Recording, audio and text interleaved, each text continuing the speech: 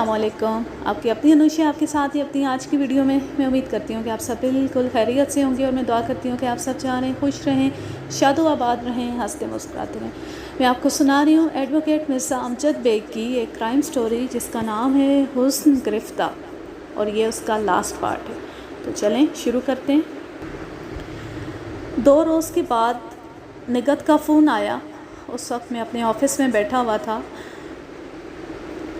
उसके सलाम का जवाब देने के बाद मैंने पूछा, आप कैसी हैं? अल्लाह का एहसान है बेग साहब, आपकी आवाज़ बता रही है आप अपने मकसद में कामयाब रहे हैं 101%। मैंने इदरीस को आपके दफ़्तर आने के लिए राज़ी कर लिया है। हम कल शाम आपके पास आ रहे हैं।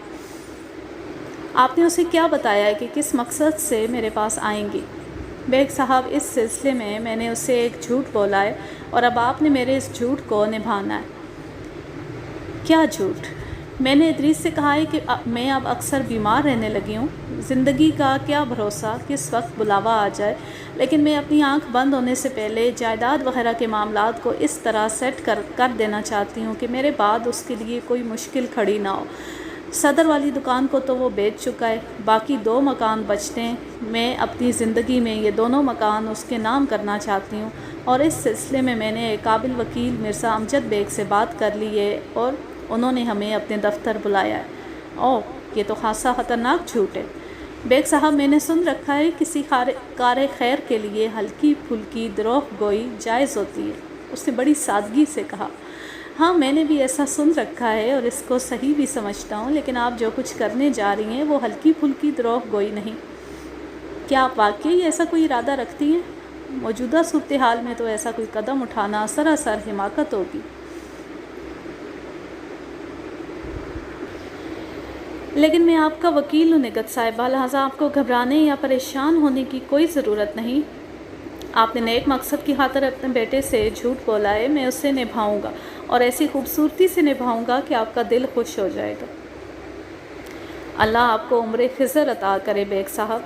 आप जैसे नेक दिल और पुरखलूस लोगों की दुनिया में बड़ी तेज़ी से कमी होती जा रही है। लेकिन इस मीटिंग में मैं आप दोनों के होते हुए जो भी तय करूँगा इस पर आप कोई एतराज़ नहीं करेंगी। मुझे कोई मुनासिब फ़ैसला करने के पूरे इख्तियारात हासिल होंगे, ये बात अच्छी तरह सोच लें। ज़ाहिर है बेग साहब, आप जो फ़ैसला करेंगे वो मेरे हक़ में ही होगा। मैं भला क्यों एतराज़ करूँगी? ये मुकदमा अगर कोर्ट कचहरी के बग़ैर आपके दफ्तर ही में हल हो जाए तो इससे बढ़कर खुशी की और क्या बात हो सकती है बेग साहब। आप मेरे बेटे की तरह हैं। आप एक माँ के हक़ में अच्छा ही सोचेंगे। आपने मुझे बेटा कहकर इस केस को खासा ख़ानदानी सा कर दिया निगत साहिबा। आप फ़िक्र ना करें, मैं आपके बेटे और आपके साथ किसी किस्म की ज़्यादती नहीं होने दूंगा। लेकिन मेरी एक छोटी सी अर्ज़ है। वो क्या बेग साहब? आप कल मेरे दफ्तर ना आएँ। मैं 2-3 दिन इस केस पर अमली नौइयत का कुछ काम करना चाहता हूँ। ख़ास तौर पर मुझे एडी खान और मुस्तकीम वगैरह की हिस्ट्री के हवाले से चंद मुसद्दिका मालूमात दरकार हैं, जिनको बुनियाद बनाकर मैं इदरीस से बात करूँगा। आपको फ़िक्रमंद होने की ज़रूरत नहीं। आप ऐसा करें, आइंदा सोमवार को ठीक 3 बजे दोपहर मेरे दफ्तर पहुँच जाए। उस वक्त मुझे फ़ुर्सत होगी, लिहाजा तसल्ली से बात हो जाएगी। आइंदा 1-2 रोज़ में मैंने अपने घोड़े दौड़ा कर तमाम ज़रूरी मालूमात हासिल कर लीं। इस सिलसिले में मुझे किसी परेशानी का सामना नहीं करना पड़ा। सोमवार को वो दोनों माँ बेटा मेरे दफ्तर में मौजूद थे। इदरीस बारी की उम्र लगभग 30 साल रही होगी। वो दरमियाने कद का शख्स था। उसके चेहरे पर खासी माकूलियत पाई जाती थी और ये अंदाज़ा नहीं होता था कि उसने कोई हिमाकत का सौदा किया होगा। तुम मुझे अपना बड़ा भाई समझ सकते हो, चाहो तो अंकल भी कह सकते हो। हालांकि हमारी उम्रों में बहुत ज़्यादा तफावत नहीं है। दरअसल मैं सिर्फ़ एक वकील ही नहीं बल्कि आपकी फ़ैमिली से मेरा बड़ा पुराना ताल्लुक़ है। इस शहर में वकीलों की कोई कमी तो नहीं। अगर तुम्हारी वालिदा ने मुझसे रब्ता किया है तो इसकी कोई ख़ास वजह होगी ना। शायद निगत बेगम ने तुम्हें नहीं बताया कि तुम्हारे वालिद अयूब बारी से किसी ज़माने में मेरे दोस्ताना ताल्लुकात रहे हैं। ये उस ज़माने की बात है जब तुमने अभी स्कूल जाना शुरू किया था। फिर मैं मुल्क से बाहर चला गया और हम में रब्त ज़ब्त ना रहा। इस वजह से अयूब बारी ने कभी तुमसे मेरा ज़िक्र नहीं किया होगा, लेकिन ये बात तुम्हारी वालिदा को अच्छी तरह मालूम है। ادریس باری بڑی دلچسپی سے مجھے دیکھتا رہا۔ میں کچھ عرصہ پہلے وطن لوٹا ہوں اور دوبارہ پریکٹس جمائی ہے۔ پچھلے دنوں میں ایوب باری کی خیر خیریت دریافت کرنے کے لیے تمہارے گھر فون کیا تو نگہت بیگم سے بات ہوئی، اور اس وقت مجھے پتہ چلا کہ میرے ایک دیرینہ دوست کا انتقال ہو چکا ہے، اور تم جسے میں نے 4-5 سال کی عمر میں دیکھا تھا، اب اتنے بڑے ہو گئے ہو کہ تم نے اپنی والدہ کو بے حد پریشان کر رکھا ہے۔ دیکھو، تم میری باتوں کا برا مت ماننا، میں نے تمہیں اپنا چھوٹا بھائی کہا ہے، لہٰذا ایک بڑے بھائی ہونے کے ناطے میرا یہ فرض بنتا ہے کہ میں تمہارے فائدے نقصان پر نظر رکھوں۔ جب تمہاری والدہ نے مجھے تازہ ترین حالات کے بارے میں بتایا تو میں سخت تشویش میں مبتلا ہو گیا۔ تمہارے 2 بڑے کارنامے میرے علم میں آئے ہیں، جن میں سے ایک کو سن کر مجھے بے حد افسوس ہوا اور دوسرے سے بڑی خوشی حاصل ہوئی ہے۔ کون سے 2 کارنامے؟ میں نے کہا، سیانے کہہ گئے ہیں کہ جب آپ کے پاس کسی کو بتانے کے لیے 2 خبریں ہوں جن کا تعلق خوشی اور غمی لانے کا موجب ہو تو پہلے غمی کی خبر دینا چاہیے، تاکہ جب بعد میں آپ اسے خوشی کی خبر سنائیں تو اس کا غم مکمل نہیں تو کسی حد تک ختم ہو جائے۔ لہٰذا میں بھی اسی فارمولے پر عمل کرتا ہوں۔ یہ سن کر مجھے سخت افسوس ہوا ہے کہ تم نے صدر والی دکان فروخت کر دی ہے۔ وہ وکیل صاحب، میرا مطلب ہے امجد بھائی، دراصل بات یہ ہے کہ کاروبار بہت ڈاؤن جا رہا تھا، اس لیے۔ تم نے وہ دکان کتنے میں فروخت کی ہے ادریس؟ 1,30,000 میں، تمام ساز و سامان کے ساتھ۔ آج سے 35-36 سال پہلے 1,30,000 کی خاصی ویلیو ہوا کرتی تھی۔ کاروبار ڈاؤن جا رہا ہو تو پھر اس نوعیت کا قدم اٹھانے میں کوئی حرج نہیں ہوتا۔ میں محسوس کر رہا ہوں تم نے بہت سوچ سمجھ کر ہی دکان فروخت کرنے کا فیصلہ کیا ہوگا۔ بہرحال تمہاری والدہ کو یہ بات پسند نہیں آئی، اس لیے مجھ سے تمہاری شکایت کر دی۔ میں نے پوچھا، دکان کس کو بیچی ہے؟ تمہاری والدہ نے بتایا، کوئی مستقیم صاحب ہیں، اور یہ بھی پتہ چلا کہ تمہارا اس مستقیم کے گھر آنا جانا ہے، اور یہی آنا جانا تمہاری والدہ کی پریشانی کا باعث ہے۔ وہ خاموشی سے مجھے دیکھتا چلا گیا۔ میں نے ایک لمحے کے لیے بھی اسے یہ احساس نہیں ہونے دیا کہ میں اس حقیقت کو پہنچ چکا ہوں کہ اس نے کس طرح دستاویزی چکر چلا کر صدر والی دکان کو فروخت کیا ہے۔ میں نے تمہاری والدہ کی بات پوری توجہ سے سنی اور اپنی متجسس طبیعت کے ہاتھوں مجبور ہو کر میں نے مستقیم وغیرہ کے بارے میں تھوڑی تفتیش کر ڈالی، اور اس کوشش کے دوران مجھ پر کئی حیرت انگیز انکشافات ہوئے۔ ادریس، مجھے پتہ چلا ہے کہ تم نے دراصل وہ دکان اللہ داد نامی ایک شخص کے ہاتھ فروخت کی ہے جو ایڈی خان کے نام سے مشہور ہے۔ مستقیم کی حیثیت اس کے ایک ملازم جیسی ہے، اور اسی ایڈی خان کا مستقیم کے گھر آنا جانا بھی ہے۔ وہ ان لوگوں سے اپنے دیرینہ فیملی ٹرمز بتا رہا ہے۔ میں غلط تو نہیں کہہ رہا؟ نہیں، آپ بالکل ٹھیک کہہ رہے ہیں۔ ادریس، یہ سن کر تمہیں حیرت ہوگی کہ میں اس ایڈی خان کو کافی عرصے سے جانتا ہوں اور اس کی حقیقت سے بھی بخوبی واقف ہوں۔ کون سی حقیقت؟ اس نے تعجب خیز نظر سے مجھے دیکھا۔ اس دوران نگہت بیگم بالکل خاموش بیٹھی یہ سارا ڈرامہ پلے ہوتے دیکھ رہی تھی۔ میں نے اسے اچھی طرح سمجھا دیا تھا کہ اسے عقل مندی کا مظاہرہ کرنا ہوگا اور میری ہدایات پر عمل کرنا ہوگا۔ وہ حقیقت جو اس نے دنیا والوں سے چھپا رکھی ہے، میں نے ادریس کی آنکھوں میں دیکھتے ہوئے کہا۔ بعض لوگ اسے کچھ سمجھتے ہیں اور بعض کچھ۔ جیسے اس نے تمہیں بتایا ہے کہ وہ ایک ٹریڈنگ کمپنی کا مالک ہے جس کا دفتر ٹاور کے علاقے میں واقع ہے، لیکن حقیقت یہ ہے کہ وہ کھارا در میں ایک اسٹیٹ ایجنسی چلاتا ہے، خان اسٹیٹ ایجنسی۔ لیکن اس سے کیا فرق پڑتا ہے؟ شاید کوئی فرق نہ پڑتا اگر تمہارا مستقیم کے گھر سے سنجیدہ تعلق نہ ہوتا۔ تمہارے سنجیدہ معاملات کو اگر پیش نظر رکھا جائے تو بہت فرق پڑتا ہے ادریس میاں۔ مجھے ایڈی خان سے کوئی مطلب نہیں، لیکن مصیبت یہ ہے کہ تمہیں جس سے مطلب ہے ایڈی خان اس سے انتہائی متعلق ہے۔ میں کچھ سمجھ نہیں سکا امجد بھائی، اب اسے سمجھانے کا وقت آ گیا تھا۔ دیکھو ادریس، تمہیں پتہ ہو یا نہ ہو، لیکن یہ حقیقت ہے کہ مستقیم اور اس کی فیملی کے ساتھ ایڈی خان کا تعلق بہت پرانا ہے۔ مستقیم ناصر کالونی والے گھر میں آنے سے قبل اورنگی ٹاؤن میں رہتا تھا، اور ایڈی خان کا وہاں بھی اس کے گھر میں آنا جانا تھا۔ بعض ناگہانی حالات سے مجبور ہو کر مستقیم کو اورنگی ٹاؤن چھوڑنا پڑا، اور ایڈی خان نے ان لوگوں کو ناصر کالونی میں آباد کر دیا۔ وہ مکان ایڈی خان کی ملکیت ہے، وہ شروع ہی سے مستقیم اینڈ کو کا خیال رکھتا آیا ہے۔ تم سے صدر والی دکان بھی اس نے اس مقصد کے لیے خریدی ہے کہ ان لوگوں کی آمدنی کا ایک ذریعہ کھل جائے۔ مستقیم کی بیوی فیروزہ کسی دفتر میں کام نہیں کرتی، یہ ساری کہانی لوگوں کو مطمئن کرنے کے لیے گھڑی گئی ہے۔ وہ دراصل ایڈی خان کی کھارا در والی اسٹیٹ ایجنسی پر بیٹھتی ہے۔ یہ شخص بڑی ہوشیاری اور چالاکی سے اپنا کھیل کھیل رہا ہے۔ مستقیم کے محلے والے انہیں اچھا نہیں سمجھتے، طرح طرح کی باتیں بناتے ہیں۔ بعض لوگوں کا یہ دعویٰ ہے کہ ایڈی خان اور مستقیم کی بیوی فیروزہ کے درمیان کوئی گڑبڑ معاملہ ہے، جبھی وہ ان لوگوں پر حد سے زیادہ مہربان ہے۔ ان میں سے کچھ باتیں تو مجھے معلوم ہیں اور کچھ میرے لیے انکشاف کی حیثیت رکھتی ہیں۔ بہرحال مجھے ان فضول قسم کی باتوں سے کوئی مطلب نہیں، مجھے صرف اور صرف بیبی سے غرض ہے۔ یہی بات تو میں تمہاری والدہ کو سمجھانے کی کوشش کر رہا ہوں۔ ادریس، مجھے یہ جان کر بہت خوشی ہوئی ہے کہ تمہیں کسی سے محبت ہو گئی ہے۔ کیا واقعی؟ آپ سچ کہہ رہے ہیں؟ اسے بے حد حیرت ہوئی۔ میں نے کہا، محبت اس کائنات کا سب سے طاقتور اور قابل قدر جذبہ ہے۔ جو لوگ محبت کرتے ہیں میری نظر میں ان کی بڑی عزت ہے۔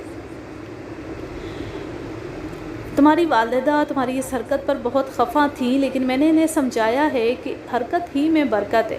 میری بات ان کی سمجھ میں تو بیٹھ گئی ہے، لیکن ایک چھوٹی سی پرابلم ہے۔ کیا پرابلم ہے؟ امجد بھائی مجھے بتائیں، میں چٹکی بجاتے میں اس پرابلم کو حل کر دوں گا۔ پرابلم بہت معمولی سی ہے اور اسے حل بھی صرف تم ہی کر سکتے ہو۔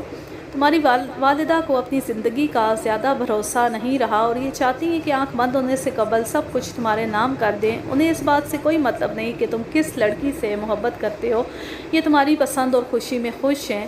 بس ان کی ایک ہی شرط ہے کہ وہ جلد از جلد تمہارے سر پر صحرا بندھا ہوا دیکھنا چاہتی ہیں۔ تم جتنی جلدی ممکن ہو بیبی سے شادی کر لو۔ میں نے ادریس سے جو کچھ کہا تھا وہ نگہت کے لیے انتہائی غیر متوقع اور ناقابل قبول تھا، لیکن وہ خاموشی سے دیکھتی رہی۔ ادریس نے بے یقینی سے اپنی ماں کی جانب دیکھا، لیکن پہلے تو امی بیبی کے خلاف تھیں۔ ان لوگوں کے بارے میں محلے والوں کی رائے سے کئی مرتبہ مجھے آگاہ کرتے ہوئے ان سے قطع تعلق کرنے کے لیے کہہ چکی ہیں۔ پھر اب یہ انقلاب کیسے آ گیا؟ پہلے کی بات اور تھی ادریس، اب حالات اور تمہاری ماں کی سوچ میں بڑی تبدیلی آ گئی ہے اور یہ سب میرے سمجھانے کا اثر ہے۔ اب ان کی شدید خواہش ہے کہ تم فوراً بیبی کو ان کی بہو بنا کر گھر لے آؤ۔ کیا تم بھی یہی چاہتے ہو؟ کیسی باتیں کرتے ہیں امجد بھائی، مجھ سے زیادہ اور کون چاہے گا؟ میرے بس میں ہو تو میں آج ہی بیبی سے شادی کر لوں۔ کیا تم بیبی سے بہت زیادہ محبت کرتے ہو؟ اتنی زیادہ کہ جسے ناپ تول کر بتانا ممکن نہیں۔ اور وہ بھی مجھے بے پناہ چاہتی ہے۔ صرف چاہتی ہے یا تمہاری بات بھی مانتی ہے؟ وہ میری ہر بات مانتی ہے، میری خاطر کچھ بھی کر سکتی ہے۔ بس تو پھر سمجھو سب کچھ تمہارے ہاتھ میں ہے۔ میں تمہاری اس شادی کی گارنٹی دیتا ہوں، اور جیسے ہی تمہاری شادی ہوگی نگہت بیگم تمام جائیداد تمہارے نام کر دیں گی۔ انہوں نے مجھ سے وعدہ کیا۔ امجد بھائی آپ بتائیں مجھے کیا کرنا ہوگا؟ مجھے اس کے طرز عمل پر سخت افسوس ہوا۔ وہ اپنی خوشی میں نگہت بیگم کو بالکل بھول چکا تھا۔ اس نے جھوٹی زبان سے ایک مرتبہ بھی رسماً یہ نہیں کہا تھا، امی جان آپ اپنی زندگی اور موت کی باتیں کیوں کرتی ہیں؟ اللہ آپ کا سایہ میرے سر پر سلامت رکھے۔ میں نے جائیداد کا اچار ڈالنا ہے کیا؟